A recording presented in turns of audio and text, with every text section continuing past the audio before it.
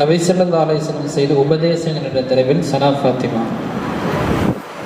அஸ்ஸலாமு அலைக்கும் வரஹ்மத்துல்லாஹி வபரகாத்துஹு. நபி ஸல்லல்லாஹு அலைஹி வஸல்லம் அவர்கள் செய்த உபதேசங்கள்: ஒழுவை பரிபூரணமாக செய்வீராக, இதனால் உமது வயது அதிகரிக்கும். என் சமுதாயத்தில் யாரை சந்தித்தாலும் சலாம் கூறுவீராக, வீட்டிற்குள் செல்லும் போது சலாம் கூறுவீராக, இதனால் வீட்டினுள் நலவுகள் அதிகரிக்கும். தொழுகையை தொடர்படியாக தொழுவீராக.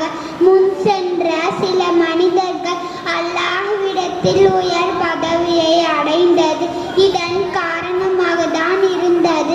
சிறுவர்கள் மீது இரக்கம் காட்டுவீராக, பெரியரை மதிப்பீராக, இதனால் நீர் எம்முடன் மறுமையில் இருப்பார் என்று நபி ஸல்லல்லாஹு